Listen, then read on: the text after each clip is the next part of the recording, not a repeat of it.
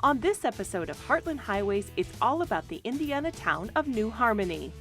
This community started as an experiment and evolved into a haven for international scientists, scholars, and educators who sought equality in communal living. Today, New Harmony is known for its history, labyrinths, spiritual opportunities, and quaint small-town feel. That's all coming up next, so stay right where you are.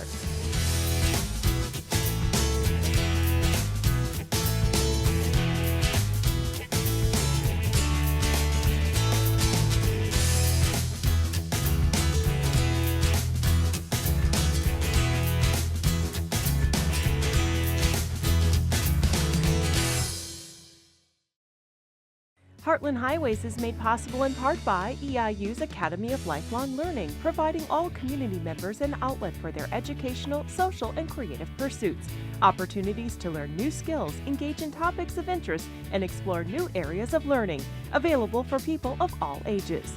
More information available at 581-5114. It's nice to see you here again on Heartland Highways. For this episode, we travel to New Harmony, Indiana. That's right. With a rich history and interesting story, this small town is one we decided to feature for an entire show. Now, there's something for everyone here, so let's get right into it. Take a look.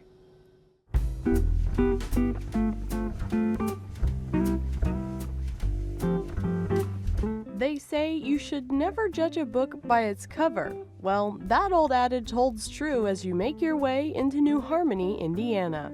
I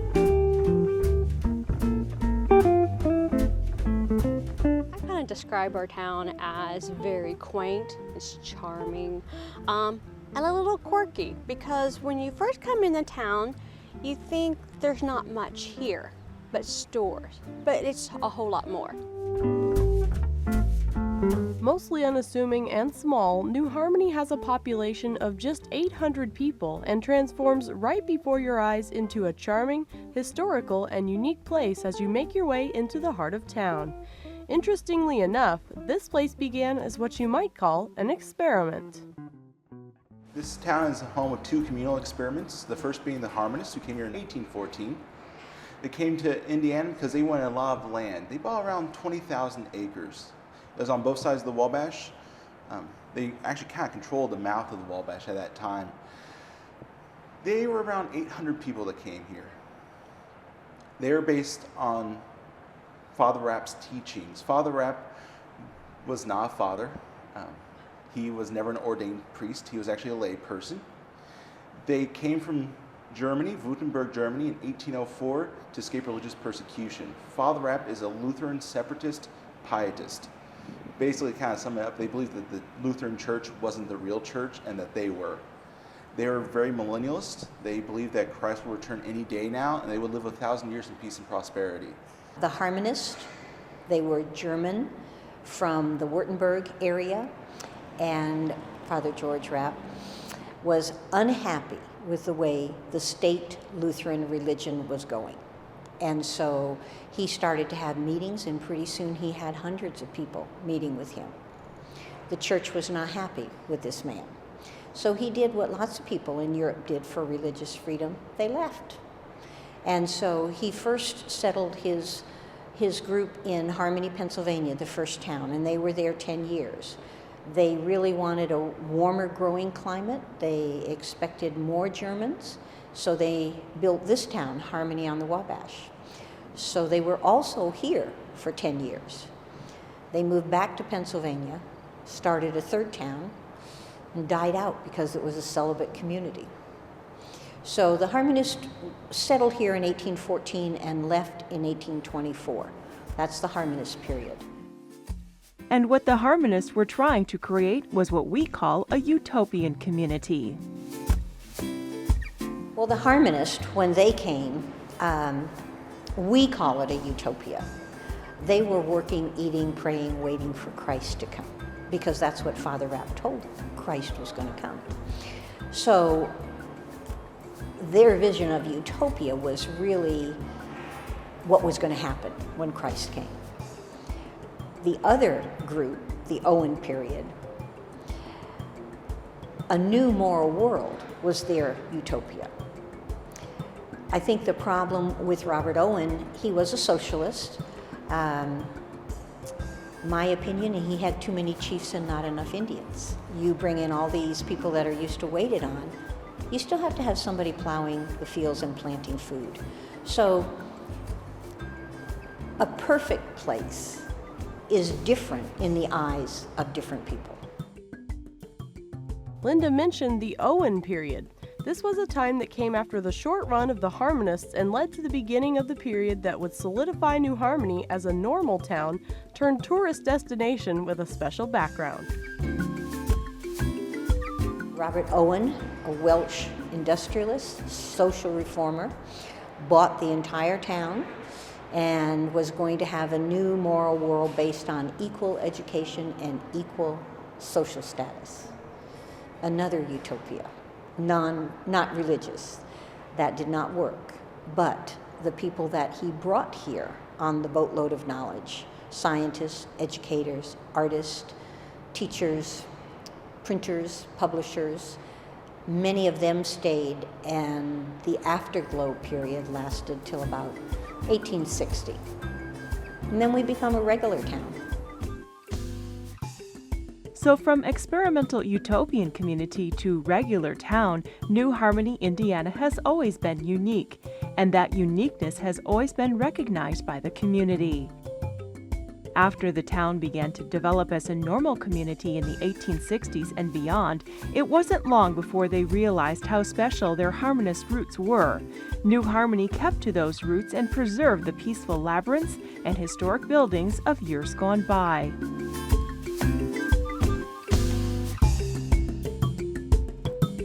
In the 1930s, there's a commission that forms that helps rebuild the labyrinth, but the preservation process really picks up steam in the 1950s and 60s when the Indiana State DNR steps in and does a lot of historic preservation. And our buildings aren't in it's like a little historical district. Let's say you go to someplace back east that has a historical park. They're all contained in one area. Ours are actually spread out through the entire town. So when you take a tour, it's about 2 hours long because you have to walk about a mile radius to get to all our buildings. And if you have a town that thinks historic preservation, I think it's something that just grows. One group does one thing and it looks better, so then another group does another thing. I tell tourists that when they walk around and they go, everything's so well kept and look at all these flowers. We have a very aggressive garden club in New Harmony. That sense of pride, preservation, and community is what has taken this little town from place to destination. New Harmony attracts thousands of visitors from all over the country and the world each year, and all come for a different variety of reasons. I live about 20 minutes away, and when I wanted to get away from life and have a little break, this is my destination where I would go. And walking through the town, taking a tour, and I did this before I was even hired here. You just get away from life. And we're also a wedding destination place. We have retreats, we have scholarly retreats as well. It's a place where you can do everything, but in a small contained area, and it's a nice place to bond. Some people are really interested in the religious aspects of the harmonists. Especially about the millennialism. Left Behind is a very popular series, so people really understand what the harmonists believe in. The harmonists don't believe in like a rapture. That's a modern theological term.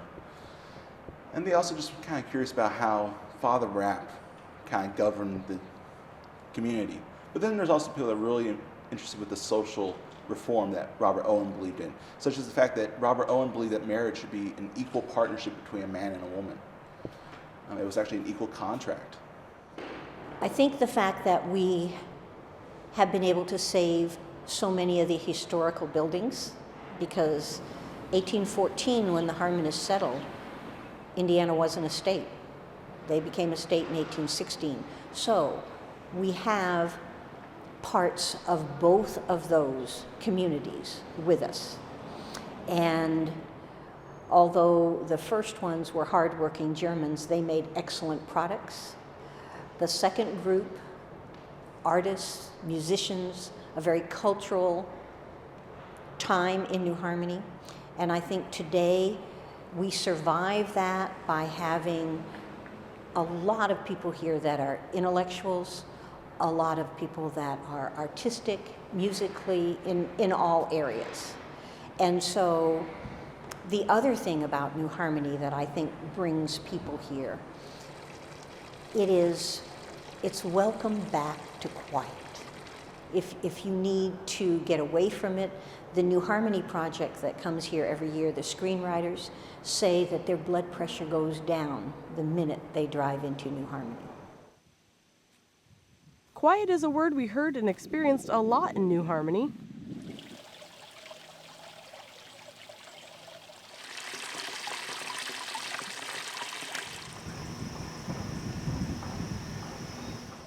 It seems to be that ability to hear oneself think and to have opportunities to disconnect, meditate, and maybe even reset that draws so many. This town is quiet, and so it's a little getaway from life, from your everyday. Sometimes you'll notice when you're here that you can't use your cell phones, and some of your iPhones don't work here. And that's what's nice about it, because you forget.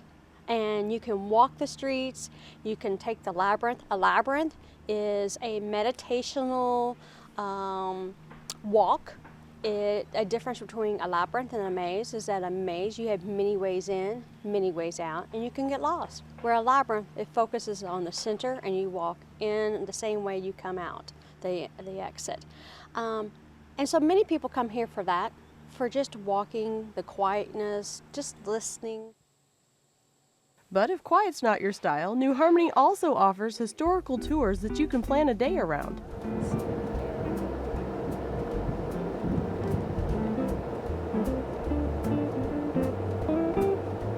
When you come through town, you will see the different kinds of architecture downtown. And you'll see the history type of architecture. But then you come to here, this is a Richard Meyer building, 1970, and it's to represent the future, the contemporariness. And it kind of goes along with our history, because when George Rapp came here, can you imagine this place was all wilderness in the 1800s, and then they built a town, and then Robert Owen came from Scotland, and then he bought the town. And he was more of an innovator, and he was very creative. And so this kind of a little bit represents about how New Harmony is. You have the history, the past, you have the present, and then you have the future here. We have the Lentz House, which is just down the street from the visitor center here. It's a harmonist house, 20 by 30, but luckily we have several of those in New Harmony. USI has a guest house here. It's a harmonist house called Scholars Retreat. We have individuals that live in harmonist houses. We have a couple of people that actually rent out their harmonist house if people want to stay. It doesn't look like the inside of the Lentz house, which is a tourist house to go into. The outside looks like a harmonist house. We also have an 1830 house, which is an Owen period, because the Owen period, we feel it's from 1825 till about 1860.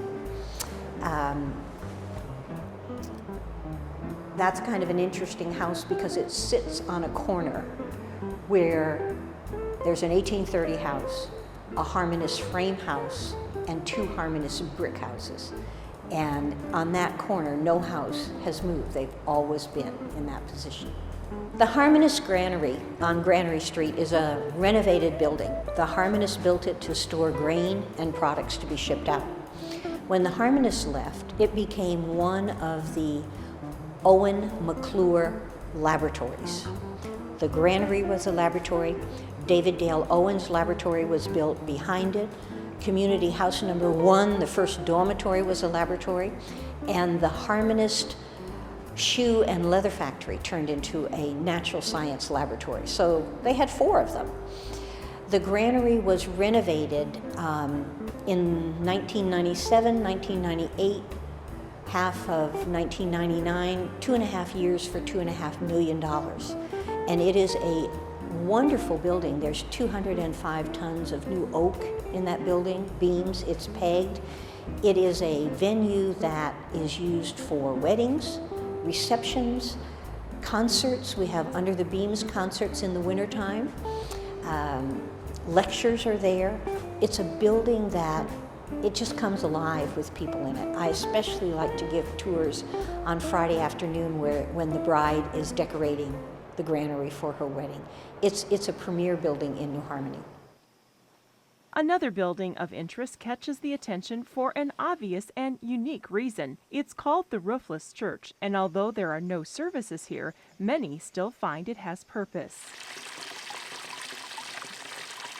A lot of people just go in to meditate, plus we have a lot of art sculptures. It's special. One day I walked by the Roofless Church and there was a man standing.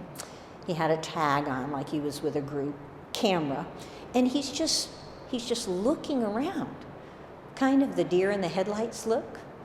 And I stopped and I said, do you need direction? No, I don't. And he just kept staring, and I said, are you sure? And he said, this is a very interesting place, New Harmony. And I said, well, what do you mean? He said, well, you can't see it, you can't touch it, but you can feel it. So some people get it. Other people might say, just a bunch of old buildings here. It's really, I've had people explain it as a thin place, and a thin place is where heaven and earth is closer together. The veil is closer. And there's certain places on earth that they call thin places. Another unique building in New Harmony is the Working Men's Institute. While it hasn't always been a library in the traditional sense, it has always been a place for learning. It is, it's a library that was founded by William McClure, who was Robert Owen's business partner. And he wanted a place for the working man to be able to go and learn, hear lectures, socialize. Because back then, rich people were the only people that got to use libraries. So he endowed over 100 working men's institutes in Indiana and Illinois. We have the only one left standing. We call it the WMI, Working Men's Institute. It has a Brannigan archive, it has a Lilly archive, it has many of the Owen treasures, letters. It's a wonderful place to do research. It's really a research library for the world.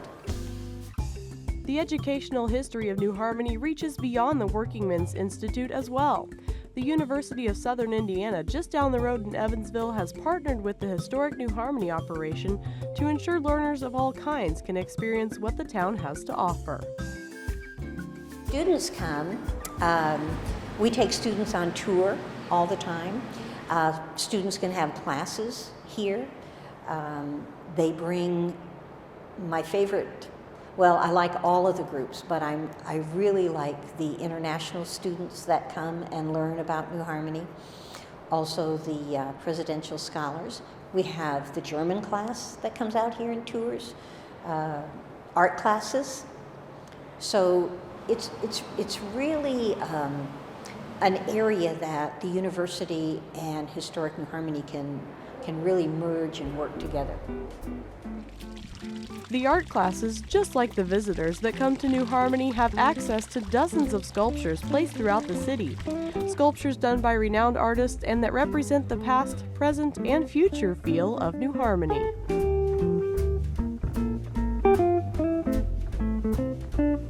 There are sculptures all over town that you can take a tour on your phone for a sculpture tour.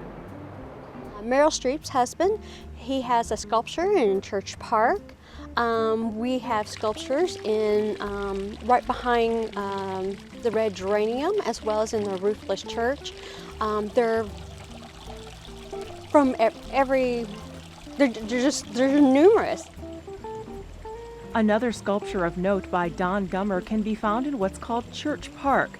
The park got its name because of a brick harmonist church that once stood there. 50 years after the harmonists left, they sent a crew back and they actually bought the church back. It was in terrible shape. It had a pork producing company in it. And so they took the brick from the Harmonist church, made the wall around the Harmonist cemetery that you see across from the visitor center. And then they gave the town the land at Church and West Street where the church stood. And the town built their 2-story school, public school there. The door of promise, which was the north door of the church, they left that, and that was the door for the school. So the New Harmony school children got to walk through the door of promise of the Harmonist church. Today we have Church Park because that 2-story school is gone. So we have Church Park, but in Church Park there is a replica of the door of promise. You walk through the door of promise. The church, or the park, is laid out like the wings of the church in a cross. On the other end of the architectural spectrum is the New Harmony Visitor Center, a great place to start if you're new to New Harmony.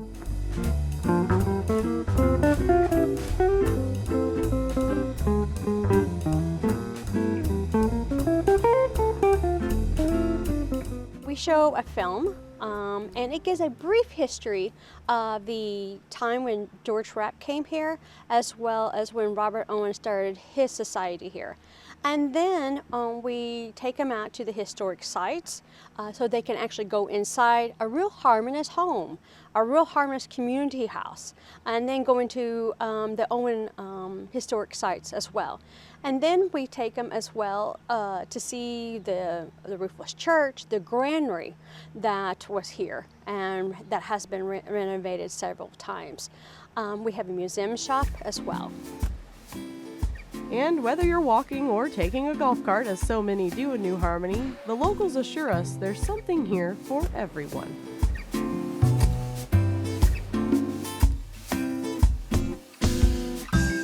For a town of 800 people, we have a lot to do. If you look at the Kiwanis calendar for the month, we tell people when they move here, it probably isn't a good idea to volunteer for anything for about 6 months or a year. Find out where your niche is, what you want to do, because there are a lot of volunteers and it takes a lot of work to do the programs that we do. There are screenwriters that come and develop plays. One of the perks for living in New Harmony is that we, the townspeople, get to go to the readings at night for free. So we see fantastic things develop with these plays. And that's just one of the many things. For example, this was the second year in July that we had the music school by Christopher Layer. He brings in amazing musicians and has a music school here that lasts for a week, and concerts. We're going to have them again next year. We also have the plays, USI, they're all the stagehands, but these plays are New York Equity. And so we have 3 plays in the summertime at Murphy Auditorium. There's a lot to do today in New Harmony. I kind of giggle sometimes when I'm not working and I'm riding my bike or riding my golf cart. I'll see tourists stopping to talk to homeowners. Homeowners are giving directions because these people are walking around with a map and they might need help as to where is this restaurant or where is the Working Men's Institute. So it's nice to have tourists come and learn about what happened here. It's what you want it to be. We have received many letters where people have come here in turmoil about something and have written to us that after being in New Harmony and staying for a while, it helped. It was a healing process to be here.